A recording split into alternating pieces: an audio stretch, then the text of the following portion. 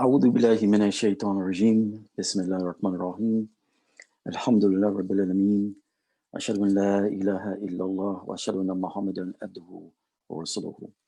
Alhamdulillah, it's an honor and a privilege to be with you all.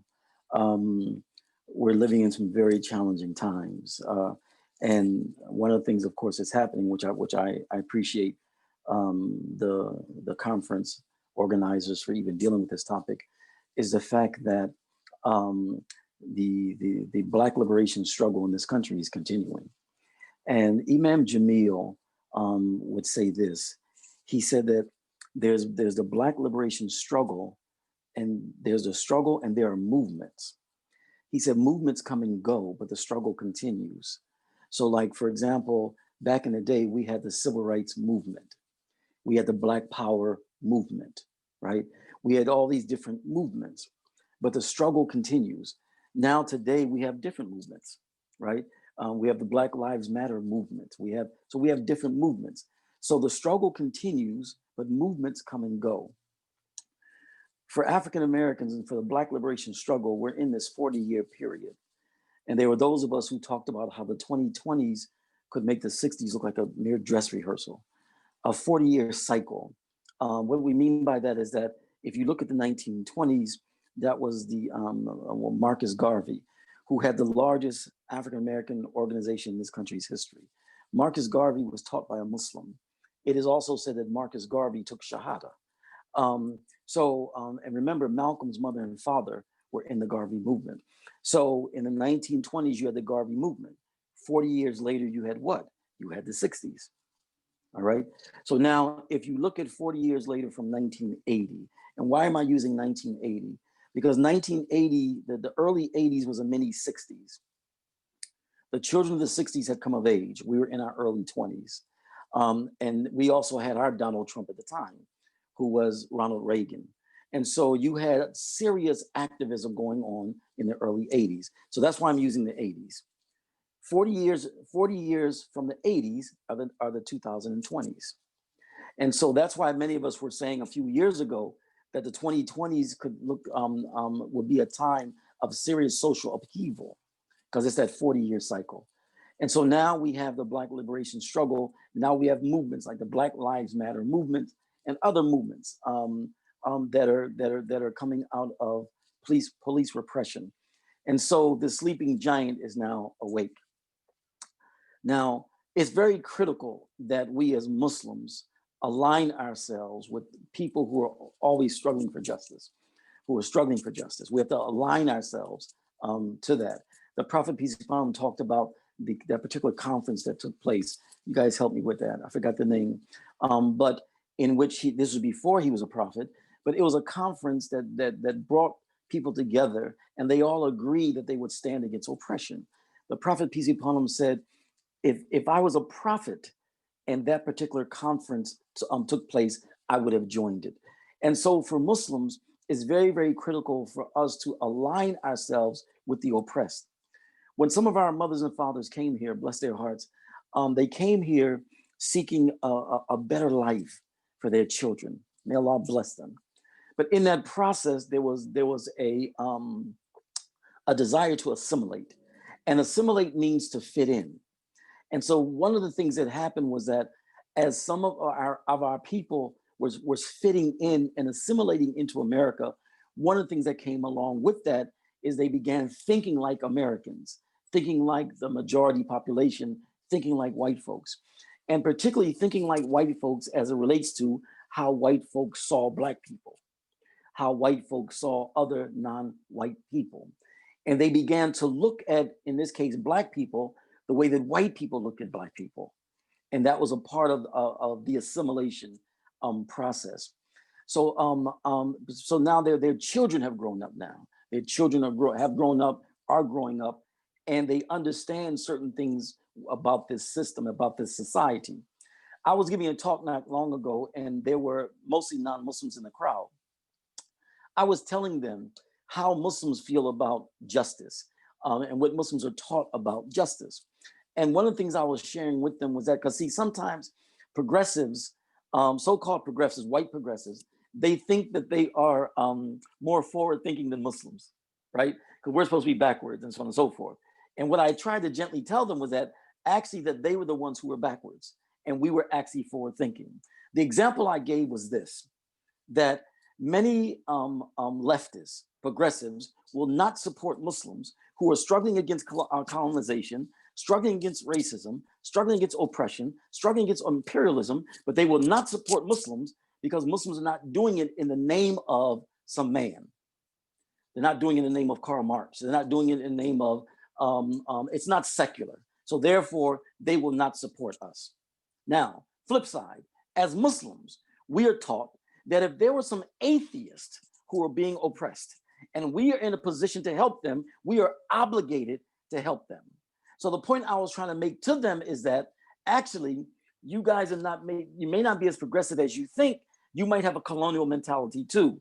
You might have an imperialist mentality too, because what you're saying to us is that in order for you to support us, we have to think the way that you want us to think. That's an imperialist perspective. But we, on the other hand, we are obligated to help atheists who are being oppressed. And if we are in a position to be able to help them, we are obligated to help them. I went further. I told them that if there were two groups and one group was an oppressor and another group was the oppressed, and the group who was the oppressor were Muslims, and the people being oppressed were non-Muslims, Allah is on the side of the non-Muslims. Allah is on the side of non-Muslims. And when I said this to them, they responded with clap. They responded with a clap, right? So as Muslims, we are obligated to stand with the oppressed. I don't care how good we're living. I don't care how much money we're making. We are obligated to stand with the oppressed. Obligated. Whether those oppressed are Muslims or not, no matter what their color is, no matter what, we are obligated. And the other point is this. Now, another thing we have to keep in mind is that the only country in the West in which the majority of Muslims are converts is America. This is the only country in the West, brothers and sisters, where the majority Muslims are converts. And the largest group of those converts are African Americans. Why? Because number one, and this is very critical for us to have an understanding of the history. Number one, it was Muslims, Muslims from Africa who came here to the Americas before Columbus. That's a fact. That's a fact. We're not gonna get too much into it because that's another discussion, but that's a fact, all right? And there are books on dealing with that topic.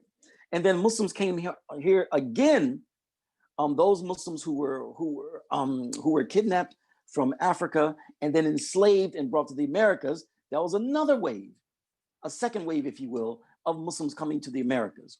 Now, when the Muslims were brought here and enslaved, Muslims became a part of a 500-year-old liberation struggle.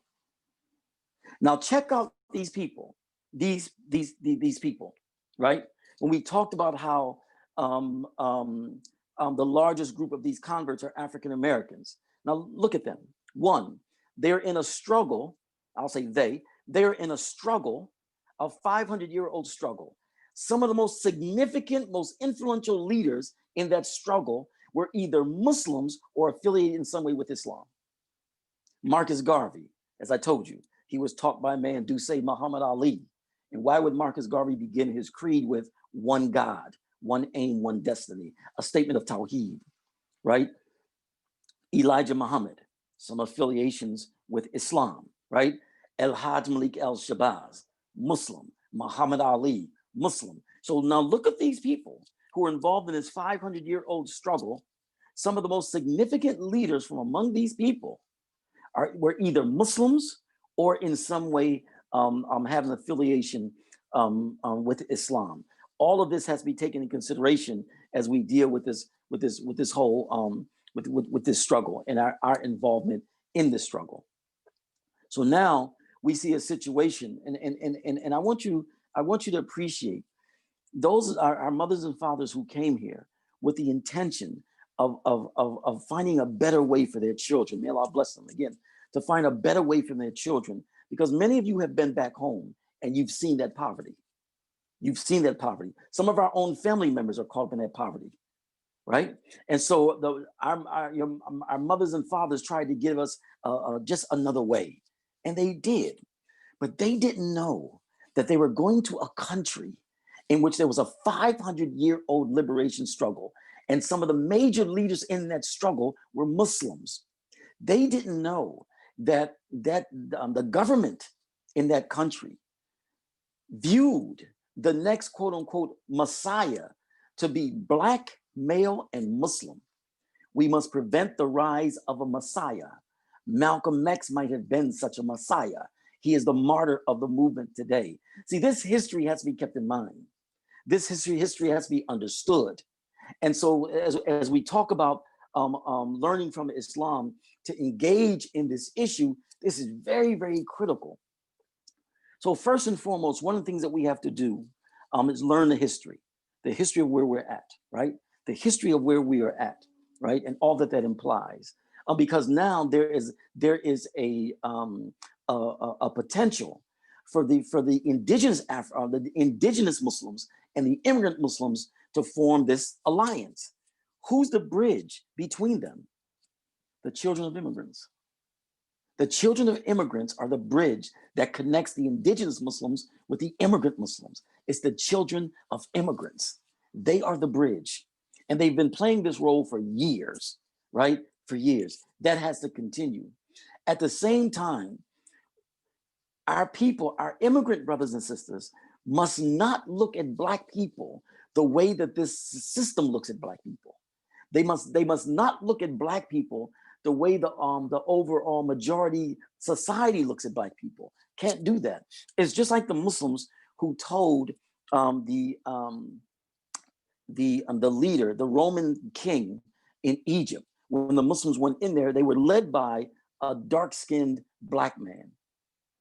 And so this Roman king got nervous about his complexion. And the Roman king asked the Muslims, why is this man in charge? Why is he in charge? And the Muslims said to him, we do not look at him the way that you do. That's the key. Do not look at Black people the way that white people look at Black people, right? Do not look at Black people the way this system looks at Black people. When looking at Black people, you have to see again that there is an Islamic history with the people. Even those Black people who are not Muslims will have Muslim names, right? Right? Steph Curry, right? The NBA player Steph Curry. What's his wife's name? Aisha. Now these are hardcore Christians. Her name is Aisha. So these are people. This is when you look at Black people as being fertile ground for the spread of Islam. That's how you look at them. Instead of looking at Black folks in terms of the suffering from the effects of our oppression, because all people who are being oppressed are put in a state of jahiliyyah and they're kept in a state of ignorance and jahiliyyah. Instead of looking at Black people from that angle, look at Black people from the standpoint of one, the potential, and number two, the resiliency. The things that we constantly have to go through are still going through, and by the grace of Allah, we are still here. And so looking at it from that particular angle, right? Getting ourselves to the point to where we are able to do dawah to African Americans. Letting African Americans know that Islam is a part of African American heritage. It's a part of our African American heritage, Islam, right? And so do not look at Black people the way this system has taught us to look at Black people, right? What did Allah say in Quran? What did Pharaoh do? Kill the men, spare the women, right? Don't spare the women from oppression. But once we get the men out of the way, the women will be our slaves. That is the policy of this country regarding Black people. Kill the men, spare the women. When these Black boys grow up, number one, make sure they do not have their fathers. Make sure they do not have their fathers. Number two, give them a poor education. Number three, that poor education is only going to prepare them to get in the streets. Once they get in the streets, it's either early death, it's jails, it's juvenile hall. That is the syllabus of how to kill a Black man. And that syllabus is put in effect all over this country. How to kill a black man. All right?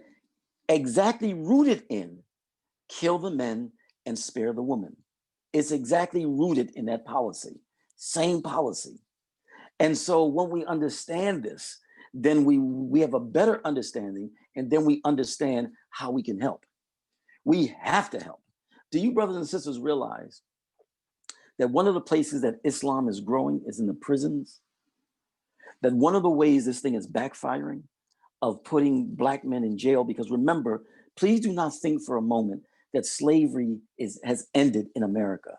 Slavery has not ended. Slavery was transformed. Amendment 13 of the US Constitution, quote, neither slavery nor involuntary servitude, except when used as a punishment for a crime. That means according to the Constitution, you're allowed to use prisoners as slaves. Now, who are the prisoners? All right, it's a cold game. It's a cold game. But check this out. One of the things that's happening is that one of the ways that is backfiring is that many of these brothers are going into prison and they're finding their freedom. How? By accepting Islam, by finding Islam. So you have brothers as well as sisters who are in these prisons who sees the truth of Islam, and these are our brothers. Lived a totally different life than many of you, a totally different life, right? But yet realize the truthfulness of Islam. They're related to us. They are our brothers and they are our sisters, right? And so there's an understanding that we have to have about this system, about this society, and really go toe to toe with the reality of it. Why? Because we're Muslims. We identify with the oppressed. We identify with it. And because we are taught that we're the best of peoples, why? Because we command the right and we forbid the wrong. And we believe in Allah. Put all of those together. We have to take a stand against this oppression. Look, brothers and sisters, think about it. Go toe to toe with this.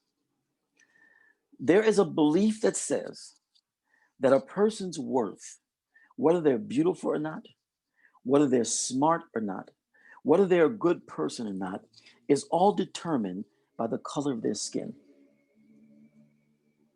That's silly. That's stupid.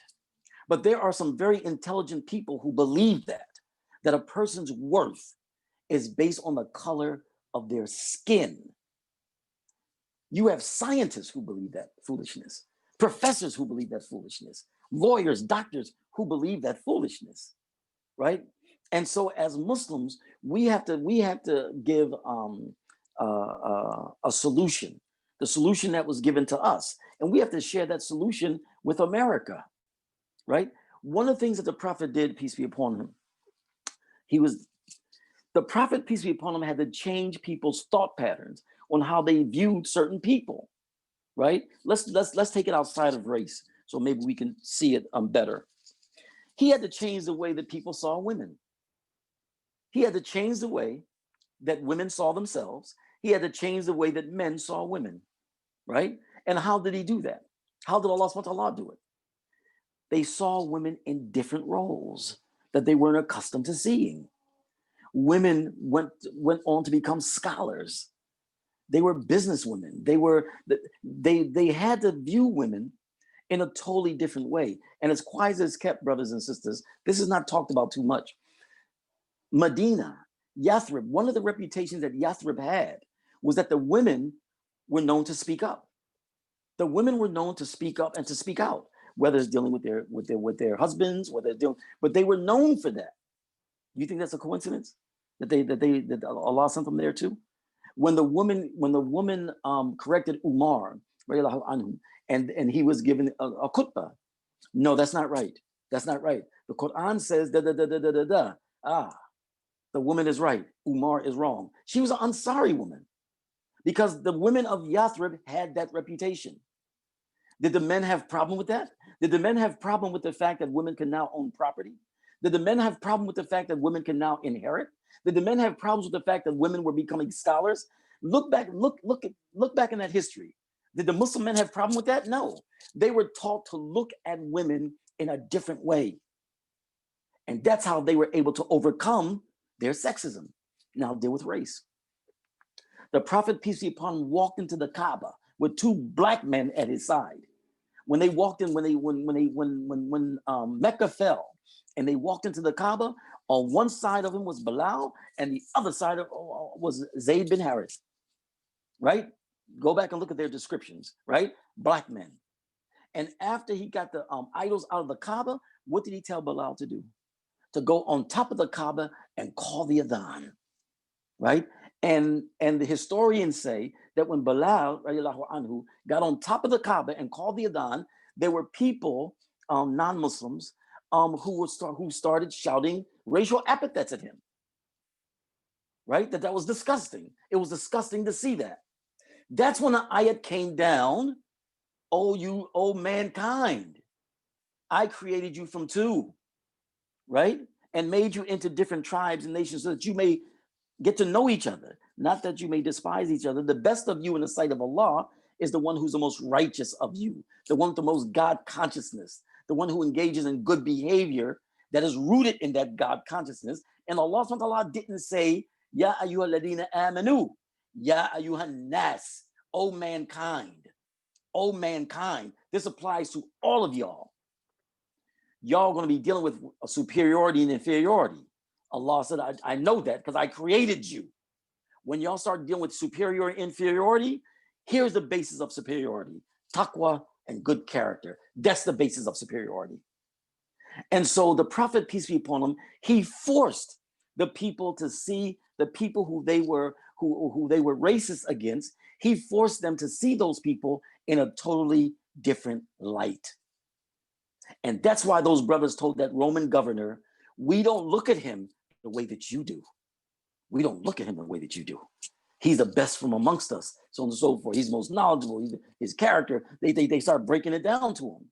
And so we have to make sure that we do the same thing. Start seeing Black people in a different light, from a different perspective. They will make you think that all we're about is being criminals and being entertainers. That's all we're about.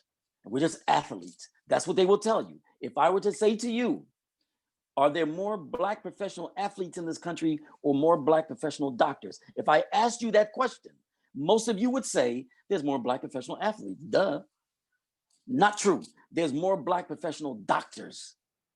But there's an image that they're giving of Black people. And it's not just y'all. Some Black people are falling for the same images as well. There's an image that they're giving us. So you ask this little Black boy, what does he want to be when he grows up? And he'll say he wants to be in the NBA or he wants to be in the NFL, because that's the image that we're being given of ourselves. And the image that you have of yourself in your mind is how you will act. However you see yourself, that is how you will act. We have to understand all of this, realize all of this, and understand that this system, they are experts. That when we go through the socialization process in America, in the West in general, in America in particular, we all go through the same socialization process. White people come out of that process feeling superior, and Black people and other people of color come out of that process feeling inferior. It's extremely subtle, extremely subtle. It's there, right? So we have to understand all of this, right? So as Muslims, we have an obligation. We have to stand with the oppressed.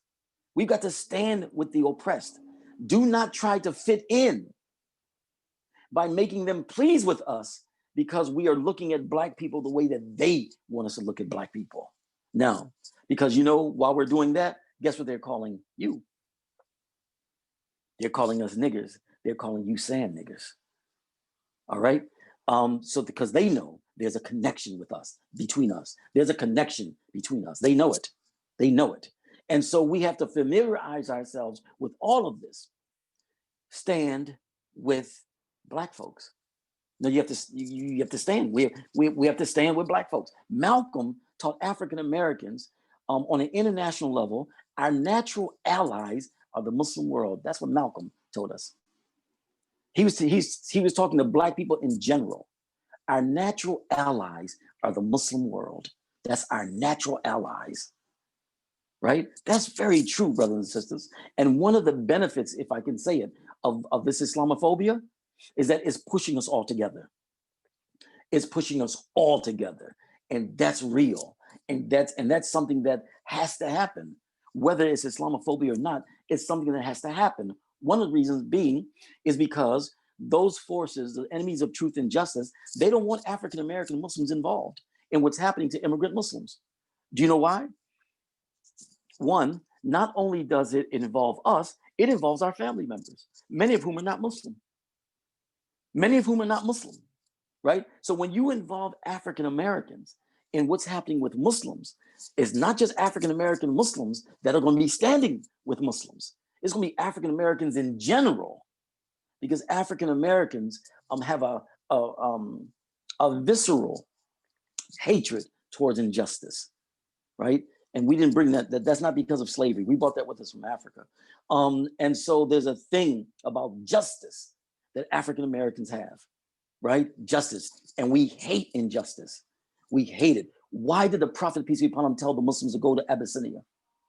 Why? Because there was a king there who was all about justice. No one is wronged in his land, right? So there's a thing about Africans and justice. That's what I mean when I say we brought that with us from Africa. And so we are natural allies. We are natural allies. And so there's got to be a rethinking for many of our people. And so the children of immigrants have to help the uncles and the aunties with this. Our mothers and fathers, right? Help them to understand what's really going on. Do it respectfully, do it humbly, right? But help them to understand the nature of what's going on, right? Now, there's an ayat in the Quran. Someone help me with this. Allah subhanahu wa ta'ala is speaking through the mouth of Bilqis. And she makes a statement. She said, kings, when they go into a land, any type of social unit, any type of social unit, they spread fasad, they spread corruption. And then she said, the people who have izzah, right? And the word that is used, adillatin, that they are brought low. The people who have izzah, what is izzah? Self-respect, honor, a sense of honor. She said, when kings go into a country, they spread corruption, and the people of izzah, of honor, are brought low, are subdued, are conquered. She said, surely this is what they do. That statement right there is one of the best examples, the best breakdown of imperialism that you will ever find. That imperial forces will come into a social unit and they will spread all types of corruption. The people who have a sense of honor, who will not let them do it, they are conquered. They are brought low. They are subdued, right? Which implies what? The people who these forces love to deal with are the ones who have no sense of honor. They will sell out their people. They'll sell out their own mothers for money, for money. Why am I bringing that up? Because this is one of the things that we're dealing with too. We have to understand that America is an empire. This is an empire. And everybody in the world knows that America is an empire. The only people who don't know America is an empire is Americans. America is an empire. And when an empire does its thing, one of the things it robs the people of is their human right to self-determination. Self-determination. So the Black liberation struggle in this country is a struggle for Black self-determination. That's what it's been all about, brothers and sisters. It's important that you understand that Black power, that was Black self-determination, right? Black Wall Street in Oklahoma, that was Black self-determination, that we want to build our own institutions. Many of you come from other countries. You saw your own people who were in charge. You saw your own people who were in charge of that country. You saw your own people who were in charge of the banks. You saw your own people who were in charge of the other economic institutions, the political institutions, the social institutions. You saw your own people in charge.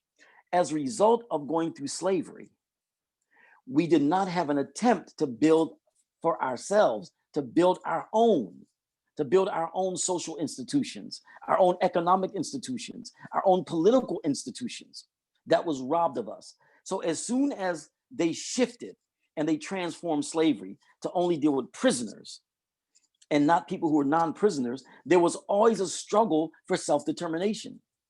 We've got to build our own schools. We've got to build.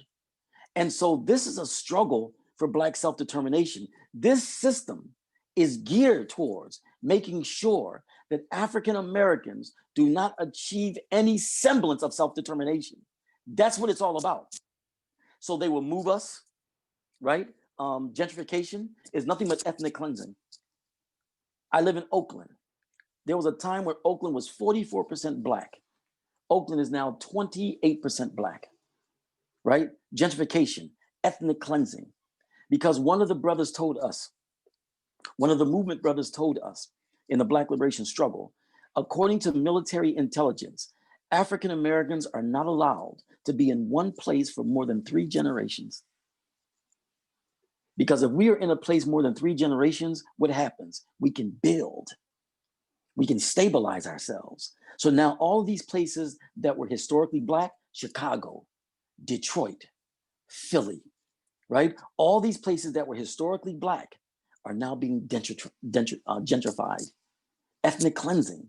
That's to ensure that we do not reach a semblance, any semblance of self-determination.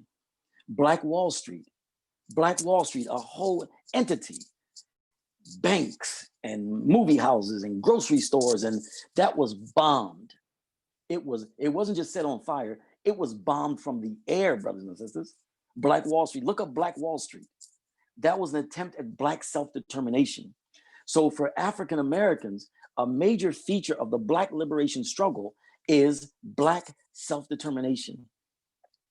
Chinatown, Japantown, right? Africatown, right? But there are attempts to stop it. Why?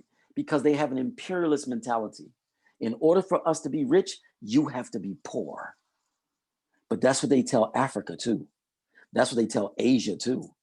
In order for us to be rich, Europe, you have to remain poor. And that's the message that's being given to Black folks here in this country. So think about it. Wouldn't you think that when Black people are doing like we're doing well, we're building our own businesses, wouldn't you think that white people would say, good for you, good for you. You don't have to be on welfare. Wouldn't you think they would say that? But every time we've attempted to do that, they've tried to stop us. So now it's like, wait a minute, the message is clear. We want you poor, we want you underdeveloped, and we want you dependent on us. That's the way we want you, right? And so anyone who wants to help us, if they truly want to help us, you're helping us to become self-determinant. If you're truly helping us, you're not helping us with strings attached. You're helping us to become self-determinant, and that's exactly what Islam is all about. The concept of zakat was not designed to keep people poor. The concept of zakat was designed to help people become more self-sufficient. So now this person has their own cattle now. They receive cattle in their zakat, right? So it was designed to make a people self-sufficient. The type of assistance that's giving Black people here is designed to keep Black people poor and dependent.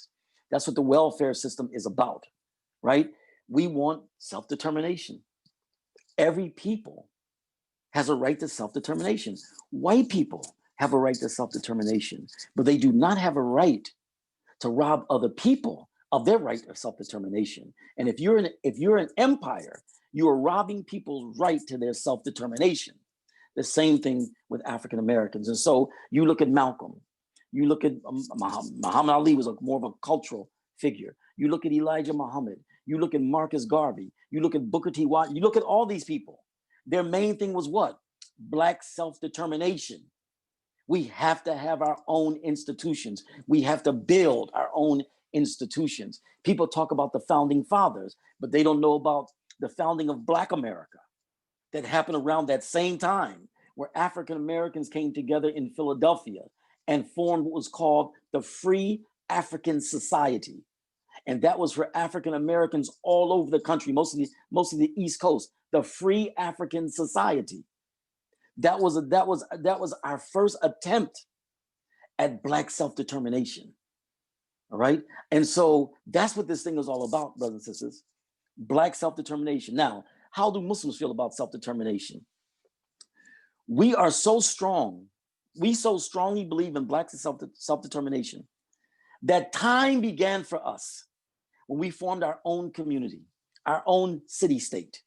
That's when time began for us. This is the year 1442, 1,442 years after we formed our first city-state, 1,442 years after we engaged in Muslim self-determination. We so strongly believe in self-determination that our calendar is dated from the very first time we became self-determinate. That's how serious we are about self-determination. So wherever Muslims go, we build institutions, self-determination, wherever we go. And remember, we've built civilizations. And one of the things that has to happen is that we have to get back to seeing ourselves as civilization builders. So when we look at any civilization, Western civilization, any civilization, we're able to judge that civilization based on the fact that we built civilizations. What should they do about healthcare? Well, when we built our civilization, healthcare was free for all. What should they do about education, higher education? When we built our civilization, education was free. University, we paid students to go to school. We paid for their room and board.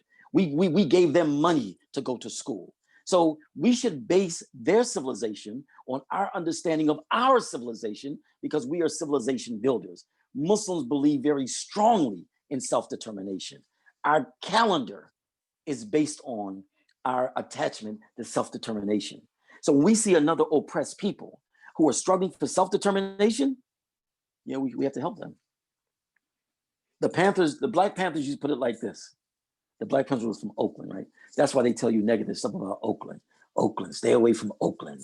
Oh, right? Oakland was a base of resistance, that's why. But the Black Panthers used to say, Black power for Black people, brown power for brown people, red power for red people, yellow power for yellow people. What were they saying? They were saying every people have a right to self-determination. Every people have that right. And no one should be deprived of that right. And so the essence of the Black liberation struggle is our struggle for self-determination. And with self-determination comes many things. One of the things is we have our own concepts, our own definitions of beauty, our own definitions of success, our own definitions of love, our own definitions of God, the nature of God. We have our own definitions. And once an oppressed people start following a different definitions from the oppressor, they will not allow themselves to be oppressed. Once oppressed people follow their own definitions, their own way of thinking, their own way of looking at the world that's different from their oppressor, they will not allow themselves to be oppressed. As Muslims, we know about that. We know exactly about that because we have our own way of looking at the world. We have our own definitions of success. Beauty for us is not just on the outside. Beauty for us is also on the inside. And that's the most important part of beauty. The 4 perfect women, they were also physically beautiful, but there's an understanding that outside beauty is not enough. There's got to be internal beauty. We have our own definitions, our own way of looking at the world. I'll end with this. Malcolm, not first, but in terms of Quran and Sunnah, yes, Quran and Sunnah. Malcolm, and then later on Imam Jamil. Malcolm wanted to see 2 things, brothers and sisters. He wanted to see the establishment of Islam in America, and he wanted to see the liberation of his people. He wanted to see the establishment of Islam in America, and he wanted to see the liberation of his people. And Malcolm and Imam Jamil after him began to teach African Americans how to use Islam as a way to our liberation. This is extremely critical. Malcolm only got so far. Once he left the nation, he was alive for 11 months and 13 days. That's all he had. He had 11 months and 13 days to live. Okay? March 8th, 1964 to February 21st, 1965 is 11 months and 13 days. Out of that 11 months, he was out of the country for almost 6 months. Malcolm was moving. But if you check out his later speeches, particularly the ones in 1965, he would subtly share with us how Islam can be used as a means to our liberation. Imam Jamil, particularly in his book, Revolution by the Book, Imam Jamil gets even more specific. This is how Islam will aid us in our liberation. And that's what's happening today. When you see Black people, brothers and sisters, when you see Black people awakening, like you see today, guess what? Muslims are involved in that. Muslims are involved in that. African-American Muslims are involved in all of the uprisings. They're not riots. They're not riots. They're rebellions. And although we may not condone or condemn, you know what I'm saying? They're rebellions. They're rebellions. All right. And so understand that when Black people start standing up, Islam is playing a major role in it. A major role. Remember, they said, according to them, a Black male Muslim would have been the Messiah. They put Messiah in quotation marks. There's in 1967, the FBI. Again, we must prevent the rise of a Messiah. Malcolm X might have been such a Messiah. He is the martyr of the movement today. Islam, in any type of standing up that Black people do in this country, Islam is going to play either a direct role in that or an indirect role in that. And it's very, very critical that when you deal with African-American Muslims basically want to see two things. We want to see the establishment of Islam, and we want to see the liberation of our people. That's what we want to see. And each generation has their own responsibility. Each generation, a statement that I'm kind of paraphrasing from Frantz Fanon, each generation must find their historical mission and either fulfill it or betray it. Each generation must find their historical mission and either fulfill it or betray it. There is a group that I would like you younger brothers and sisters to really focus on. Generation Z. Those young brothers and sisters who were born from 1998 to 2010. That's Generation Z. In this decade, they will be the students. In this decade, the high school, college students are going to be Generation Z. They are extremely, extremely critical in this next go round, in this next stage of the struggle. They are in their early years in college now, down to middle school. All right? This generation is critical because they are the high school, college generation during this decade. Generation Z. Get them ready. Get them ready. You 30-somethings and you 20s and 30s and 40-somethings, get them ready. Help them get ready. Teach them how to be what a Muslim activist is about, because they're different. They're different. They're not growing up with the fear. They have a feeling that they can change the world. Remember the student walkout, the national student walkout a few years back? That was Generation Z. Remember the Parkland shootings in Florida, right? And those high schools, that's Generation Z. Even Time Magazine knows it. Their person of the year was Greta Thunberg, Generation Z. Generation Z, they know it. All right. This generation is critical. They are critical. Help get them ready. All right.